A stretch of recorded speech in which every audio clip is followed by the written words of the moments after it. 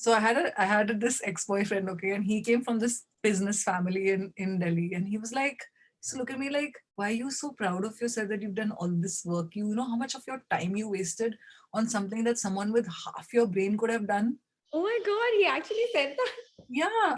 I said, no, I did myself. I saved money also, and I got it done also the way that and he was like, don't you realize that your time is money? In the couple of years that I was with him, I actually realized what he was saying. There are some things that only I can do, and there are some things that someone literally with half my brain can do. Now, what is actually the most beneficial thing is for me to delegate one so I can do the things that only I can do. There was another change that he brought into my life, which was quality over quantity. He was like, don't buy all this cheap shit from Linking Road and all.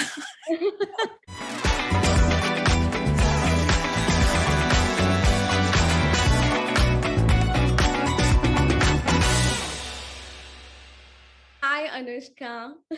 I I am so excited to have you here today. Thank you so much for doing this. Thank you for having me. I really loved the post that you shared. I thought it was so nicely put together. Well, thank you. Thank you so much. That really means a lot. But definitely, one thing that goes behind every piece that is published is thought, some value add for the Yeah. reader. It has to mean something. Yeah, nice. I think that's also something I've been reading about recently. I read this report that talked about how the consumer is looking to add value to their lives. So unless you're giving them something that's giving them some kind of education, information, or then entertainment, that's why they will listen to you, or that's why they will consume what you are putting out for them. They're looking for authenticity, like they're checking to see if you walk the talk. Yeah. You can't just be like, hey, I'm a sustainable brand, here's my sustainable product. They want to know, like, how did you make it, how is it packaged, how did you send it? I feel like that's amazing. That's really the kind of direction that we really need to go as a planet to Yeah. survive. Yeah. Yeah. Yeah. Absolutely. I do think that in the last few years, there's been a shift in the way people consume content. Our readers, our viewers, our listeners are so much smarter than we think. We Yeah. can't fool them. You can't just create content just because, like, oh, look at me, I'm so cool, I'm so Yeah. pretty, and that's going to work. That's not enough anymore. It also exists, but things are changing. So let's talk about your video, which is what got us together and got us Yeah. talking in the first place. The video that you recently made on why content creation sucks. Yeah. I loved that video so much. And I remember I was sitting in the loo and watching it, and I'm like, this is everything that I feel that nobody said. It's right here in these 4 minutes. It was just so amazing. So tell me, like, why did you decide to make it? For the last 2 years, this has been a thorn in my backside, this entire conversation about social media. And a lot of the work that I was getting as an artist was, to perform live. And it was more of music creation, that kind of work. But there was also this additional finances that would come from collaborations with brands over social media. And what has happened in the last couple of years, anyway, with me is my code by which I want to live my life has become sharper and clearer to me. Because of that, a lot of brands don't fall into my, that bracket for me. I could not promote a product that was not vegan or not sustainable. I can't do this. And so what happened was I was already losing a lot of work. I was also talking about, things that were not like, I don't think people want to hear from artists, although that's also changing, I would say. But, talking about my political leanings or my just writing stuff about like the environment or like sustainability or being vegan. And a lot of people who were in the industry, like people from events or from agencies, who do work with brands, were coming back to my manager and telling her that आपका artist तो सारा time कुत्ते बिल्ली plastic के बारे में ही post करता रहता है उसको बोलो बोलो कभी काम के बारे में भी post कर लिया करे. And it was also coinciding at that point of time with my person, where I was in my in my life, where I was in this place that I was, can I say the F word? I was so angry, with what was going on around me, because this was just, the time that I in English they call it the Pandora's box, but I love to say Bhanvi ka Pitara. Like Bhanumati ka Pitara had opened, and now all this information was coming out of it, you know. It's Yeah. like the minute you open your eyes to actually what's happening, your antenna is up, then all that information, you know, starts to pop out at you. And obviously algorithms also function like that. So there's just, you know, you're getting fed more of this information. I was aggressive in my communication. I was graphic in the kind of art that I was making. I wanted to, you know, I wanted it to be like shocking. I wanted it to be make people uncomfortable, you know. I was in a completely different headspace. And obviously on my social media, my manager's like, you know, why don't you sit and you sing a song? And you're like, I'm just like, this is my studio, okay? I live here. I have something to say. Like, I don't make art for the sake of making art. I make art because I have a mission. Like, my art has purpose. I don't know if I can just sit and, like, you know, so I was battling with this thing myself. I really struggled with it. And for 2 years, we had this conversation about TikTok, like TikTok or not, you know. Yeah. And then last year I did a project where they were like, okay, you know, part of the project was that you have to get on TikTok. First of all, I was so paranoid. It's so stupid because I'm sure there are other apps that are Chinese apps on my phone. But I was like, oh, but they take all your information and I'm not going to use my own phone. So I had my mom's like second phone. I was like, I'm going to use this phone and I'm going to, you know, I'm not going to, we'll make a new email address. And we started this. And did you check if the phone was Chinese, made in China or not? You know, and I remember the first 2 nights, like I was up for 3 hours just looking at the videos on TikTok, and like my heart was just like sinking, you know. I was like, it was my first proper introduction Yeah. to what the audience is making and consuming on a mass level today. It was horrifying. But just out of curiosity, this is the beginning of the lockdown last year. I Yeah. downloaded the app, I made an account, and I just wanted to see what's out there. Okay. Yeah. And you know, the thing about TikTok is that it sucks you in, right? You're just swiping up next video, next video, next video. And then the next thing you know, it's past midnight Yeah. and you're still at it. But I have to tell you, I discovered this one account, okay? This super hot guy, no older than like 20, 21. Okay, he would just like hold his phone up like this and speak into the camera and say, "You've been scrolling for a long time now. You should get some rest, get some sleep." And that's it.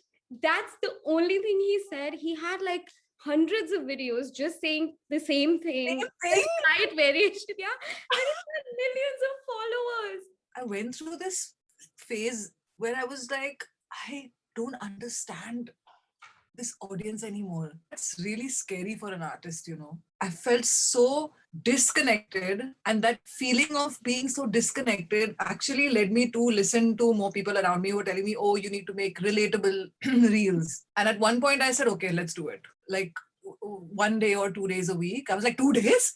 Okay, 1 day a week, you set it out, and the whole day you just make content basically for social media. So the whole day you make reels. So you're like, okay, what can we do? Okay, let's make songs, like let's sing songs, or let's shoot these relatable videos. Like one of the ideas that my manager gave me, she's like, see, you're always cold, so we can make a funny video where, you know, you're like the camera pans from you, from your, there are two people sitting there who are sitting in their dungeons, and it pans to you and you're in this like, you know, woolen hat with this, you know, sweatshirt and with the hot cup of, you know, like something in your hand, and you're like, and it says like that one friend who's always cold. I mean, I got the idea behind it, and I even considered doing it. And we started in the afternoon. We were like, okay, I pull out my keyboard. I was like, okay, let's make us like now do this one song, my songs only. I started recording them, and I was like, oh, but, and I started, and I was like, but you know, it's I think we need to record it, the sound properly,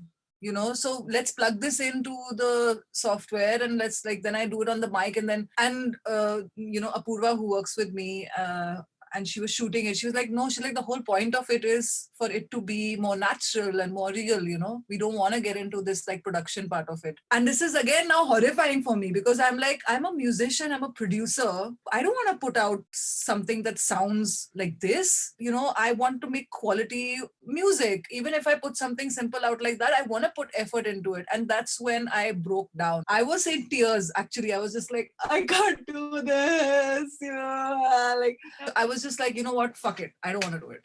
Too Hmm. bad. Hmm. I'll figure it out some other way. Like, I can't do this. I really felt, and this is the thing, even someone like me who's, I would say I'm a very experienced artist.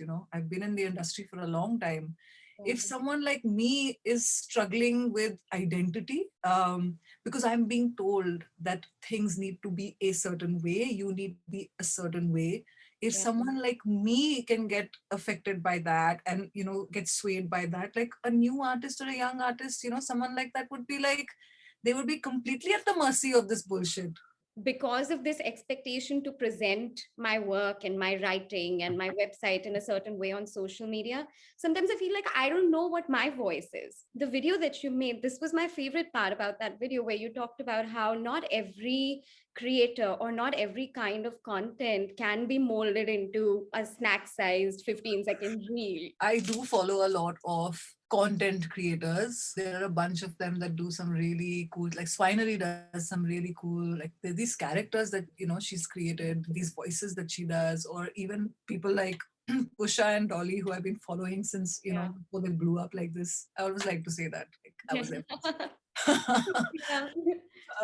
That's not easy either. Like, often used to think to myself, fuck, I wish I was a dancer. Yes, my life would be easy. All I would have to do is make dance videos, and shoot them. That's it. Like, making a song takes a long time. Yeah. Recording it, whatever, like producing it, mixing it, getting it ready to put out there. Like, oh my god. So I said, everyone's doing these dance videos. I was like, Anushka, please, yeah, just calm down.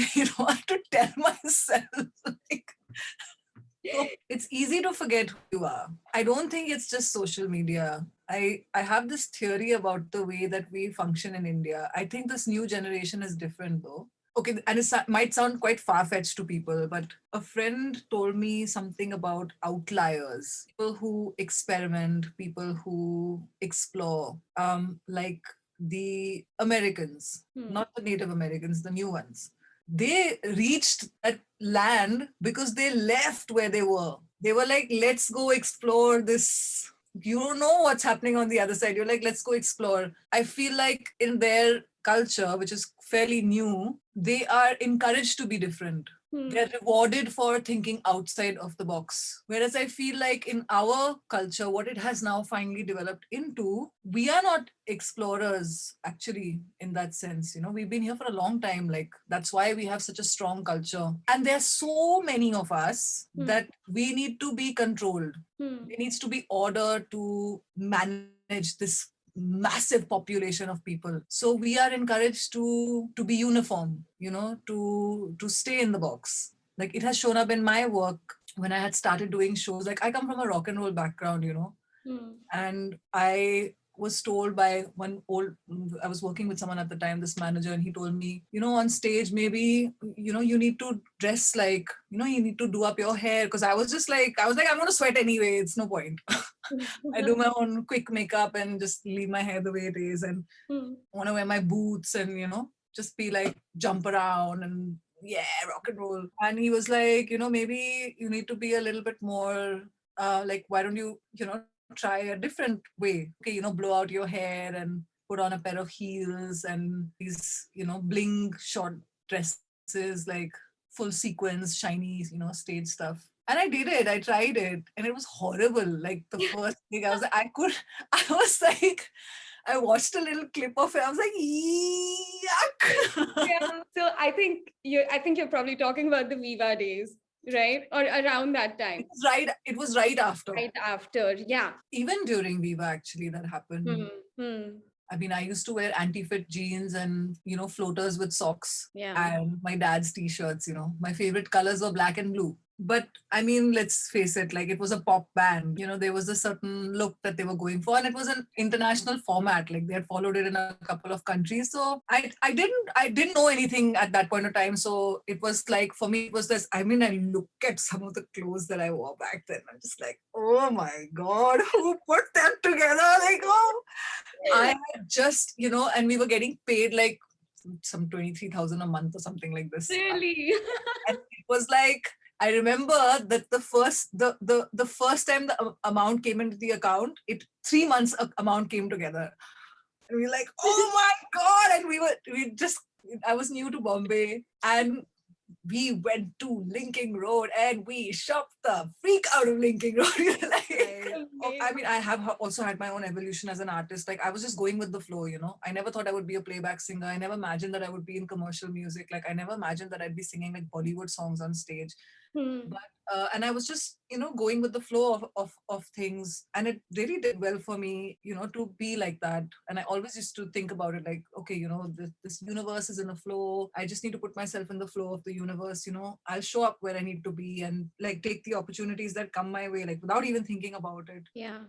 But when I actually started to make music myself was when I realized that there is an expectation, like what is the measurement of success? And then the expectation that stems from that. I don't want to make a certain type of music, but that's the type of music that does well. Only if I do that type of music can I reach those many people and hence be considered a success. So it was an unlearning for me as well, where I was like, okay, what is success? Like, what do I define as success? Bollywood or the commercial market actually teaches you to think in numbers. So at the end of the day, it's a business. It's not like, like I would say that the independent music scene is a lot more different, because you take decisions for yourself and you do things a certain way for yourself.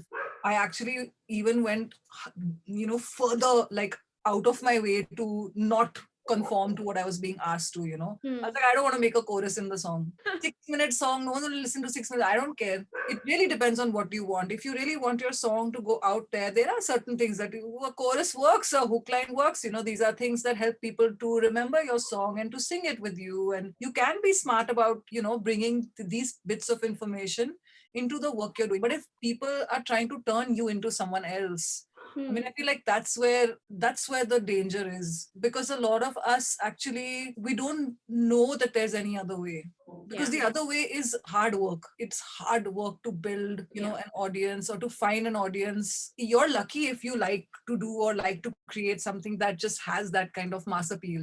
I mean, are you trying to tell me in a country of billions of people, like you can't find your audience? That's ridiculous, but or that people, they're not even like 100 people or 1,000 people who will get what you're trying to do. That's crap. Like, I was having a similar conversation with someone else who is an artist, like artist in the sense that she's a painter. So she works with canvas and she's also trained. I mean, she could do graphic design, more commercial work as well. Like every artist in every creative field, this is a dilemma that she's also facing. Do you create art that feels authentic and real, or do you create art that would quickly become popular and sell and make money, right? I realized in that conversation that you don't have to make a decision that's set in stone. You can decide what's right for you right now, and that can change a year later. And it's a long journey as an artist, and that's the only truth. You are a musician, you will create music, and sometimes you'll create music that fulfills a certain life goal or a need,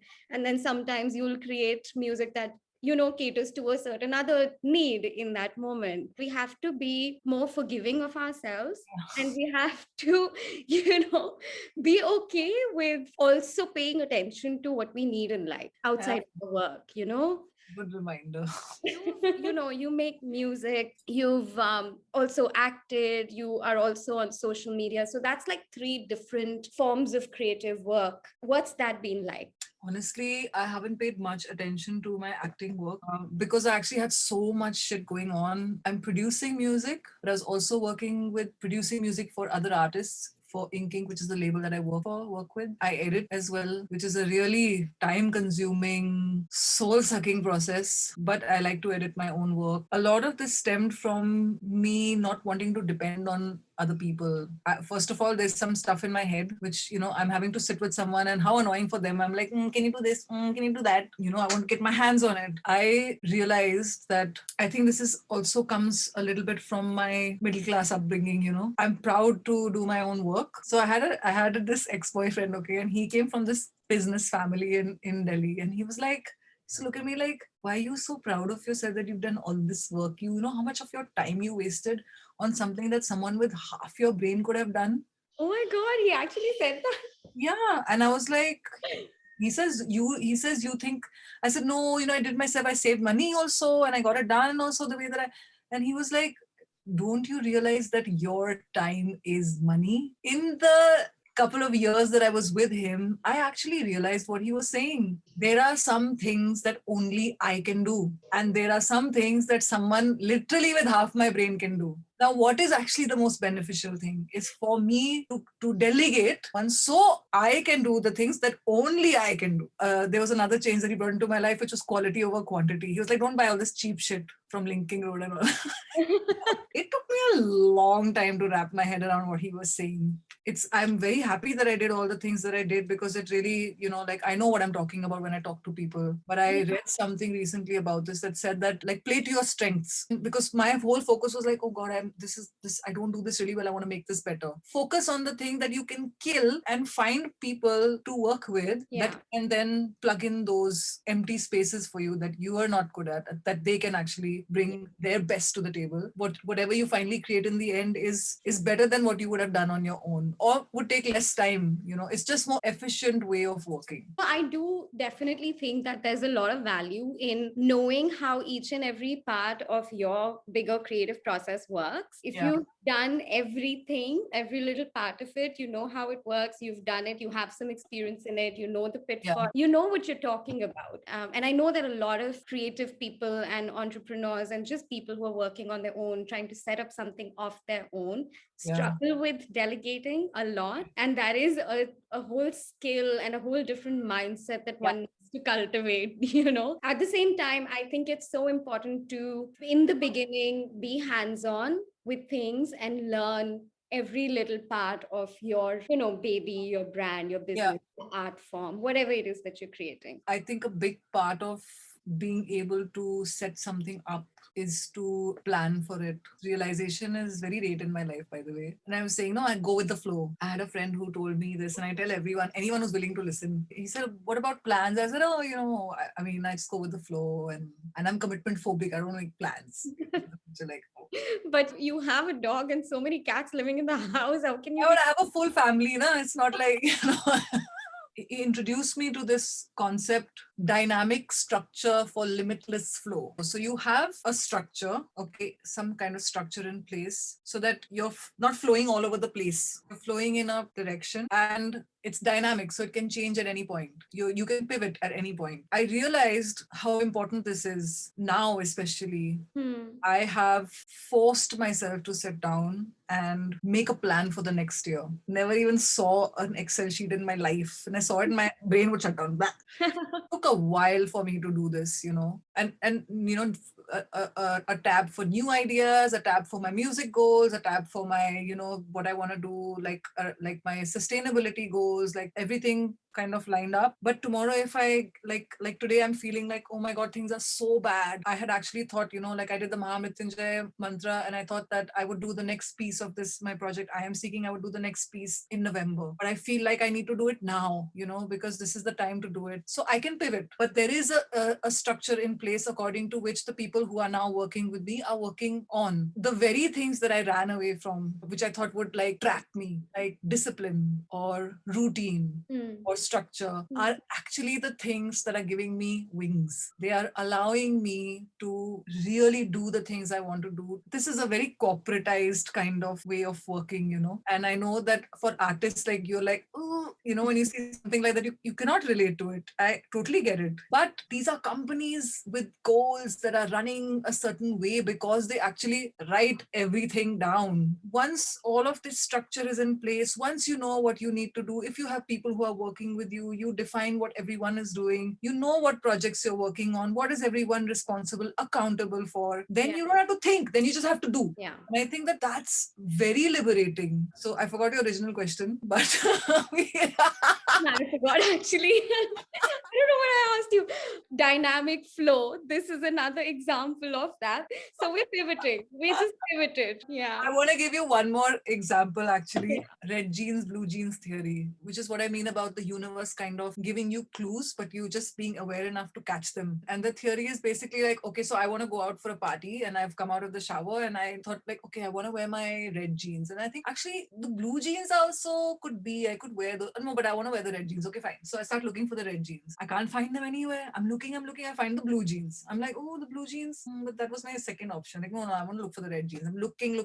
45 minutes has passed. 1 hour has passed and I'm sweating. There's no point of me going for a shower because now I'm sweating. I Yeah. can't find these red jeans and the blue jeans are there. That's what the universe does. Like there are two ways that you can go. And one way seems like you're banging your head against the wall and it's not happening. But that's what you want to do. And then there's another way that's flowing. You go with the flow. It doesn't mean that I'm not going to look for those red jeans. Even with work, there are opportunities that we're presented with where, we're trying to do something, but it's not really working. And, you're really like struggling with it, but there's something else that's happening so smoothly. So you pivot. So funny because I was banging my head against the wall with this social media shit, thinking like, oh my God, I can't do this and I have to make all this content and relatable content. I don't want to, and I'm trying, struggling. Now I'm doing this artist spotlight and I don't even have to think about anything. Like it's flowing so naturally. I'm enjoying it so much. I'm getting to see all this amazing art that people are like, I'm like, wow, look at all these songs, look at all these artists, like look at all this like artwork that I'm getting access to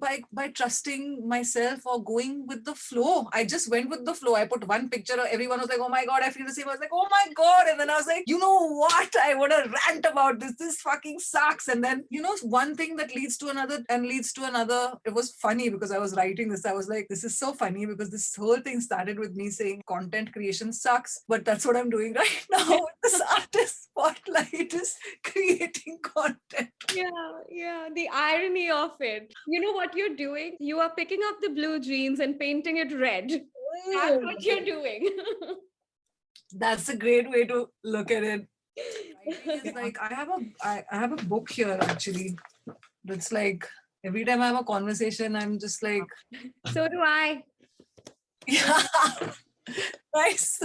More light than we realized. It's so great, like because I remember all the conversations I'm having with people. Like I talked to someone and we had some conversation and I can go back because I know, we had a conversation about YouTube. Okay, it's all here. Yeah. Don't use red, white and black because those are YouTube colors in the thumbnail. It's some stupid information also. Like I don't care about it, but like, and then there'll be like some reminders, it's like aspiration, expectation, enlighten, empower, collaboration, It's like reminders. I have multiple Google documents, my identity document, like who am I? Why am I doing what I'm doing? What's my mission? What's my vision? What are my do's and don'ts? So suddenly it becomes easier when I'm working with someone. I just send them this document. I'm like, okay, check it out. This is it. The minute they read it, they know who they're dealing with. They know what they can, what kind of work I would like to do. Instantly after you read that document, you're like, okay, this is not going to fly. So we start to think a bit more clearly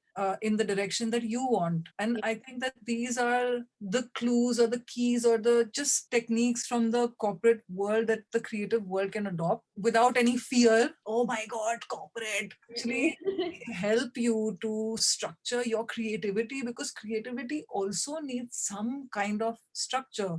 I had a friend actually who was telling me about this musician who gives himself briefs when he writes songs. Oh, that's nice. Clever. Yeah, but that's amazing because to be honest, when I work with a brand, like if I'm producing something for a brand or for some kind of advertisement, the brief is very clear what they want. It takes me like half a day to create it, whatever it needs, start to finish. Like advertisement jobs, sometimes we have only 2 days to finish the job. My own songs, I'm sitting for months. Again, it's about like putting some kind of structure in place that can free your mind also to bring tasks, like bring conversations, bring tasks, bring projects to a close. Because creativity is being measured in a very different way than it was before, I think structure is super important. This was Such a wonderful chat. Like, I feel like I found all these, ways of doing things, and I just want to tell everyone, like, oh, there's some this, like, Yeah. you can do it like this, you can do it like this, because someone had to tell me. I didn't just wake up one day and I was like, oh, I'm going to do things like this. Like, I had like someone teaching me about this. I was lucky enough to have a mentor who was like, now you need to stop living in this little bubble of being an artist, and you need to get out of this bubble and start thinking like a creative entrepreneur. Take Yeah. charge. Yeah. Get out of this. You are in charge.